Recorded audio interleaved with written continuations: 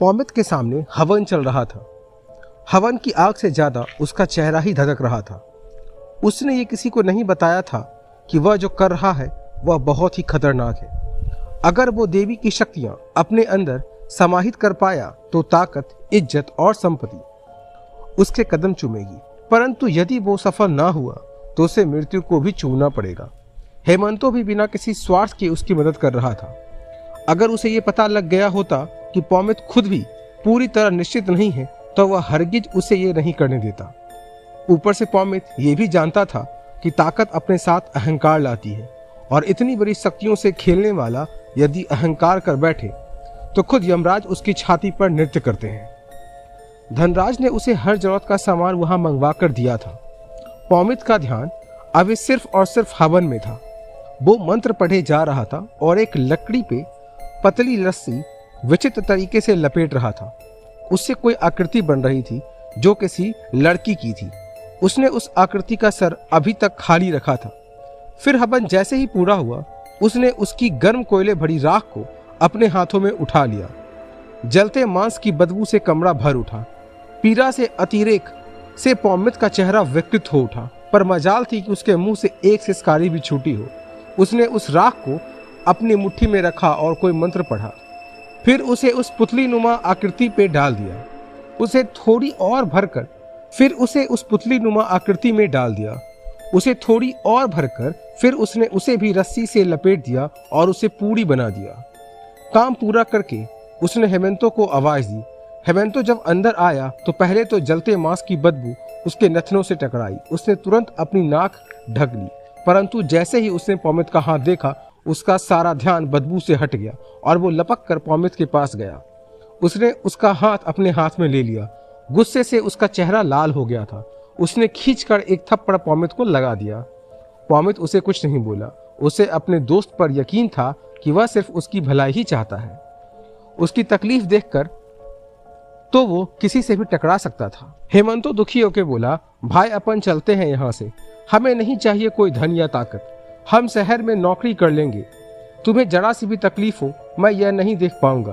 तुम्हें याद है जब मैं छोटा था तब रिश्तेदार मुझे अनाथ समझकर मारते थे।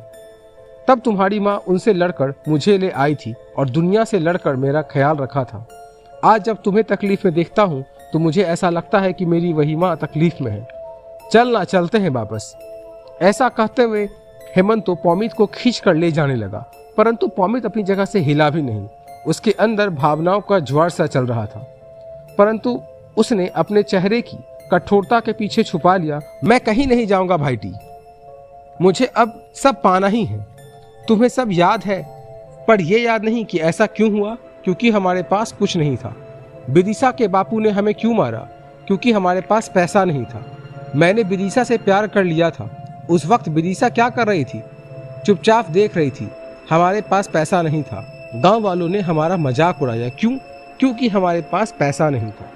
फिर जब मैं तांत्रिक बन गया तब वही गांव वाले मेरे पास अपनी समस्याएं लेकर आने लगे, परंतु हमारी कद्र क्या की, क्योंकि हमारे पास पैसा नहीं था। पॉमित के अंदर का कलराज बोल रहा था। उसका चेहरा गुस्से से लाल भभूका हुआ जा रहा था। पुरानी यादें उसके दिल के जख्मों को कुरेद रही थी। उसने आगे कहना शुरू किया, अब आज जब मेरे पास पैसा आने लगा तो मैं पीछे हट जाऊं? कतई नहीं। मैं उन सबको दिखाऊंगा कि मैं क्या कर सकता हूं। हेमंत तो बस उसे देखे जा रहा था। पॉमित ने उसे वो पुतला देते हुए कहा, देखो मैंने अपनी साधना के साथ ये पुतला बनाया है। हालांकि ये मैंने अंदाजे से बनाया है, पर मुझे यकीन है कि ये अनिका देवी को काबू कर सकता है। बस अब ये तुम संभाल कर रखना। अभी मुझे एक और पुतला बनाना है। जब ये पुतला ही उसको काबू कर सकता है तो दूसरा क्यों? हेमंतो ने जिज्ञासा बस उससे पूछ ही बैठा। है कोई कारण जो मैं तुम्हें समय आने पर बताऊंगा। पॉमित के चेहरे पर एक हल्की सी तिरछी मुस्कान आई, जिसका मतलब हेमंतो नहीं समझ पाया। इधर धनराज अपने उसी आदमी के सामने बैठा था जो उस दिन गोदाम से बचकर आया था। उसके हाथ में वाइन का गिलास था जिसे वो धीरे धीरे चुसक रहा था। ये बेवकूफ जरूर है, पर बहुत शक्तिशाली है।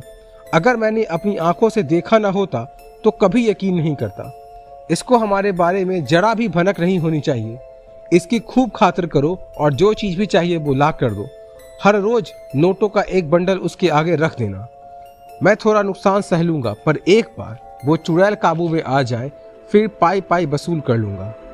ये दोनों उस वक्त जमीन के नीचे दफन होंगे।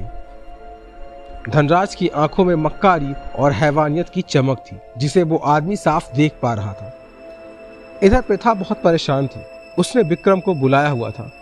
4 चीज बर्गर, 5 कोक और 2 पिज्जा ठूसने के दौरान विक्रम ने 10 बार अचानक बीच बीच में गले लगकर कमरे में कम से कम 125 चक्कर निकालकर और 2 नाखूनों को अपने दांतों में शहीद करने के बाद भी उसके दिमाग को शांति नहीं मिल रही थी। वो बार बार गुस्से में विक्रम को घूरे जा रही थी, जिससे विक्रम भी बेचैनी में बार बार पहलू बदल रहा था।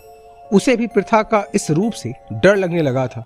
वो बस इंतजार ही कर रहा था कि कब उस पर बिजली कड़केगी, पर ऐसा कुछ नहीं हुआ था अब तक। मैं उसे बिल्कुल नहीं छोड़ूंगी, चाहे उसके लिए मुझे इंसानियत की हद से बाहर जाना पड़े, मैं उसे मार डालूंगी।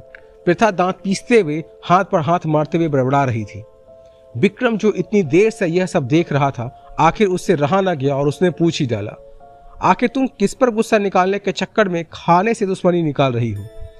प्रथा ने जलती निगाहों से उसे देखा, मानो वो पिज्जा स्लाइस की जगह विक्रम को ही चबा जाएगी। विक्रम सकपका गया। ये देखकर साफ लग रहा था कि या तो उसे प्रथा का कोई उपाय बताना होगा या फिर चुप रहना होगा। उसका मजाक पूरी तरह अवांछनीय था।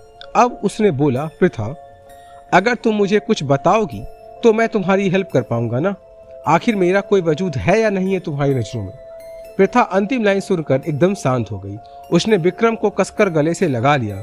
विक्रम समझ गया कि बात काफी बड़ी है, वरना प्रथा यूं ही भावुक नहीं होती। उसने अब एकदम नरम और प्यार भरे शब्दों से उसे कहा, क्या हुआ प्रथा? जब तक तुम बताओगी नहीं मुझे कैसे पता चलेगा? चलो बताओ।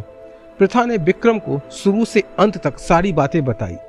विक्रम ने सारी बातें धैर्य के साथ सुनी और चेहरे पर चिरपरिचित गंभीरता के भाव के साथ कहा, तुम जानती हो तुम क्या कह रही हो?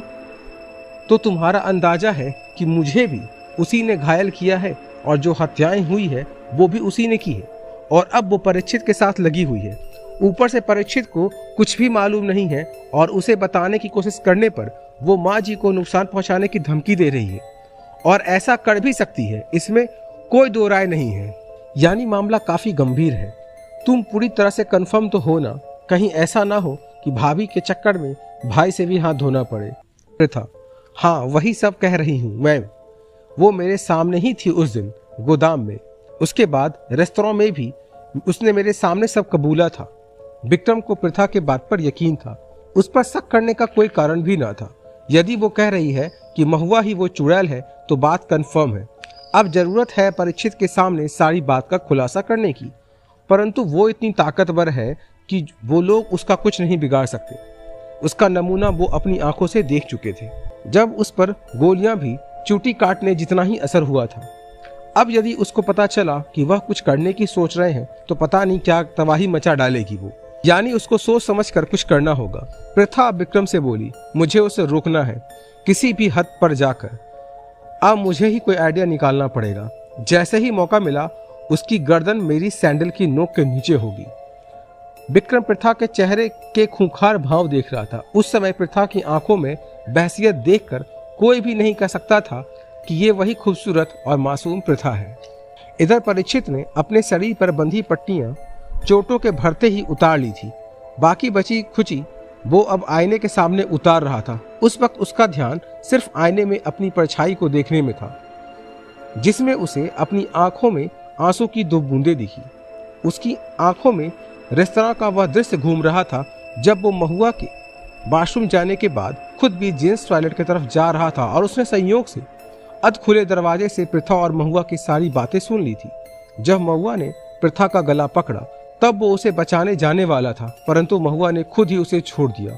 तो अभी उसने रुकने का और उनकी सारी बातें सुनने का निश्चय किया। उसके बाद वो चुपचाप अपनी जगह आकर बैठ गया। बाद में जब प्रथा भावुक होकर उसके गले लगी तब भी उसने अपने होठों को सी लिया था।